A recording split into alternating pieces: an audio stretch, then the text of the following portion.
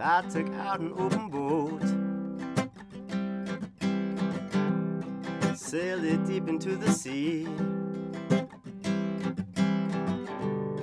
and I could hear my ancestors call. They were calling out to me, and I was drifting. Right, we're here with Marc Borde, Galveston, Houston area singer-songwriter. What do you consider yourself as an artist? You're in bands and you do a solo thing. I play guitar, I play piano, I play a few instruments, some drums and bass and all that. I sing, but I found over the years that I guess my strength is songwriting. So I do all those things. I love to write songs, and when I was out in California, I learned pretty quickly what my strengths were.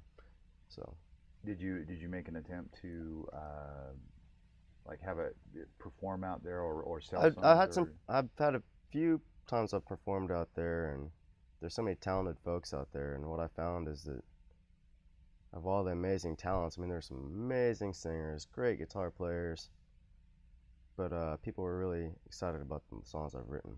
So whether that be in Shark Attack or just stuff by myself or right. So yeah, you are in a few bands, yeah.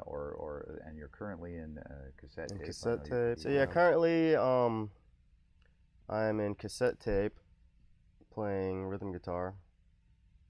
Yeah, that's a bunch of fun. That's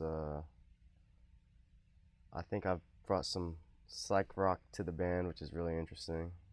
It's reggae mostly, and I sing a little bit.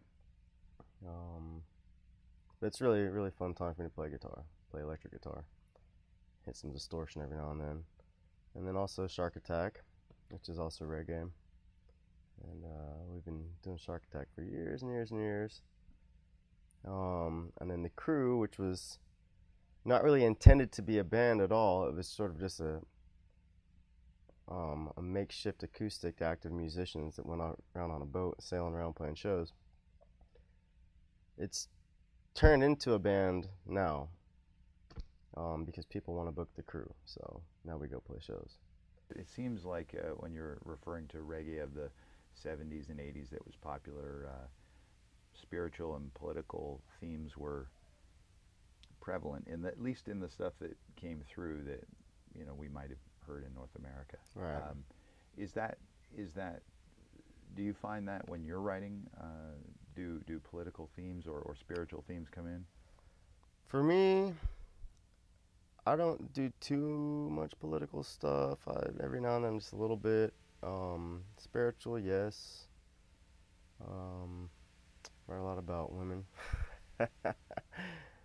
Well, what inspires like a song, or what's your process? Do you get an idea? Do you sit down with a blank sheet of paper, or how does it happen for you? The last song I wrote, it's called "This Island," and it was really inspired from an incident at Scout Bar, which is local, and I'm not going to say the name of the band, but there was an incident where a lot of cops showed up. There are people doing illegal things in the parking lot and in the club and so forth, and the show almost got shut down. And it really created this feeling of like, hey, we can't play anywhere around here, man, because like there's trouble. And the reality is, if you do things that are illegal, you can get in trouble. However, I mean, we're talking about a bunch of outlaw musicians here, and so I got this feeling of like, man, they're trying to run us out of here, we're gonna have to go somewhere else. And so that's an example of, I guess, something inspired locally, and then I kind of tied that same feeling into other things that have happened similar to that in this area. And that particular song is called "This Island," and like it says, this island's far too small, and they ran us out of town and whatnot. And a lot of my buddies really can associate to that song. They feel it. They're like, yeah, totally. Whenever you raise too much of a ruckus, and they're like, y'all got to get out of here, man. You need to hit the road, get away from here. Like, we got our eyes on you. Well, there's a lot of issue right now in with sound ordinance in Houston, and it's spreading down to Galveston and Clear Lake. And what do you like? Do you have any thoughts on that? I mean, what you're talking about is sort of in that ballpark. Yeah, sound. There's like the smoking cigarette deal. They've come up with that recently. There's a lot more restrictions being placed on everywhere lately, I've found. And also sound, you got to keep sound a certain level and whatnot. And sound ordinances are getting really, really tricky. I mean, you got to have to read like a manual on the sound ordinances in some of these cities, Galveston in particular. I don't know what the goal of the whole city is to do these sorts of things. I'm not sure, and I don't really care. But it's not very cool, no. I think it definitely restricts the arts. And this area is great art right now. It's flourishing. So tons of songwriters, tons of actual painters and musicians of all sorts, sculptors and everything else. Well, you found creative ways of playing music. You did a summer, or was it last summer? You did the boat tour. Yeah. Sailing on your boat from Galveston to Corpus Christi, stopping along the way and playing. Right. And you're writing a book about that. Mm-hmm. That whole experience. Most of the writing's done. It's now in the publisher's hands, so it should be done really soon.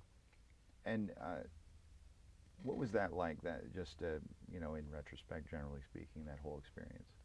In the very beginning, in the planning stages, we had almost no support whatsoever.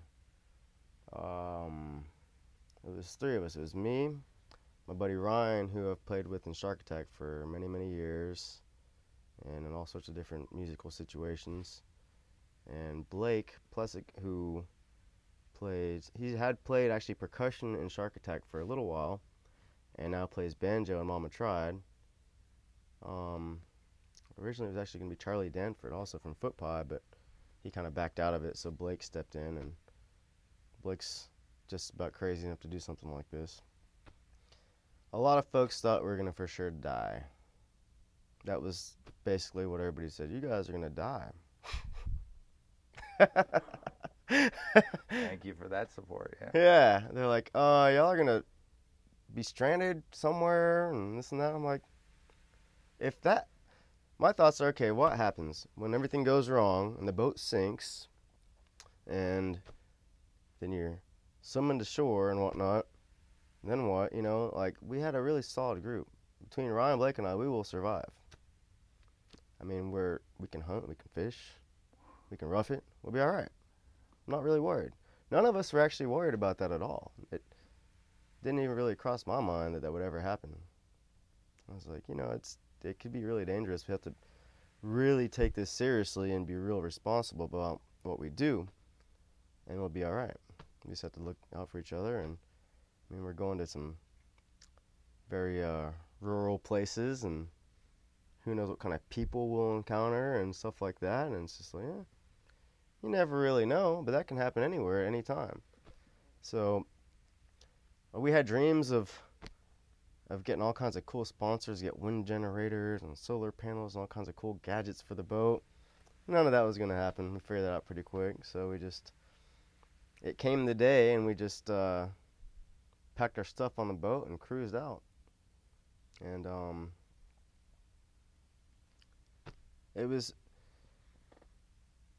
we didn't really know what to expect going into it, and it ended up just working out amazingly. I mean, the support we received along the way was amazing.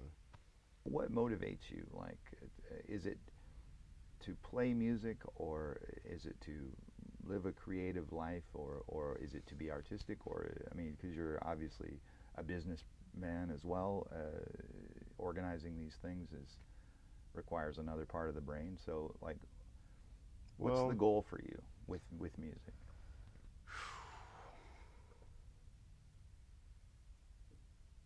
I'm not too sure. I can't help but make music. It's just in me. I've got a son, and so I'd like to be successful enough in doing music to where I can have a really exciting life with him. So I guess he motivates me to push it as hard as I can. When he's not in town, he often lives up in Colorado. So when he's up there, I'm 100% focused music all the time. Because if I'm not going to do that, I might as well go get a normal job. It's important to be able to support him and to be able to do those things. The way I see it is, in doing something like music, if you're not 100% the whole time, then it really makes it harder to be successful in it. And I don't know what exactly the definition of successful is with that anyway, but I feel that I need to give it my all. And there isn't really like a single way. It's not like my goal is to be on the cover of Rolling Stone magazine or something like that. I don't think that that would give me any crazy satisfaction. I think it's more just being able to live it, you know. Like the sailing trip was really great. I could see myself doing that forever. So I guess I kind of crave like a wholesome music life. Thank you for being here. Would you play a song? Sure. All right. Well, all right. Good. Thank you. Well, thank you for having me. All right.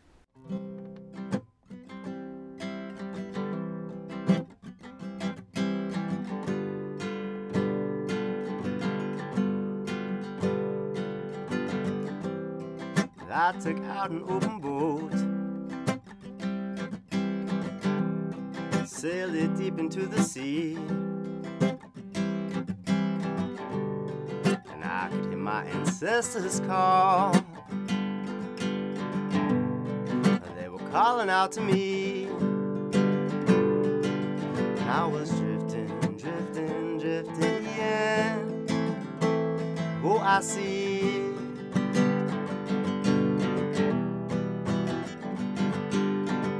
trying to free his soul, oh Lord, she's trying to free his soul. Oh Lord, she's freeing his soul, Lord. She's trying to free his soul, oh Lord, she's trying to free his soul. Oh Lord, she's freeing his soul, Lord.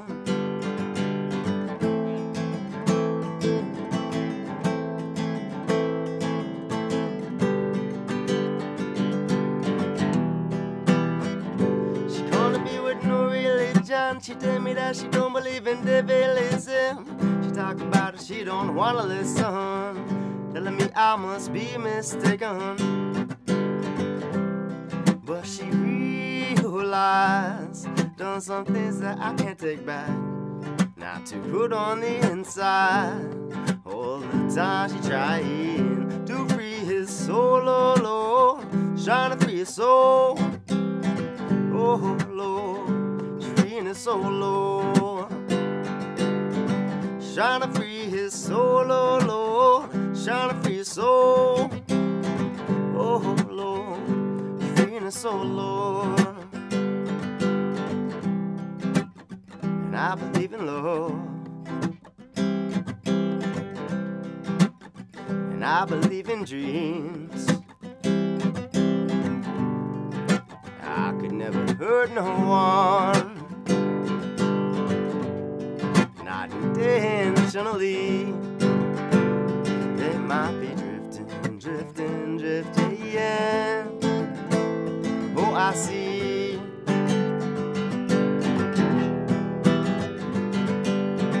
Trying to free his soul, oh Lord, trying to free his soul. Oh Lord, freeing his soul, Lord. Trying to free his soul, oh Lord, trying to free his soul. Oh Lord, freeing his soul, Lord. And I took out this open boat,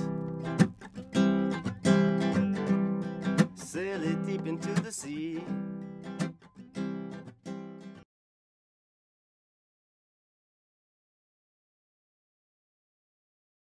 So there you have it.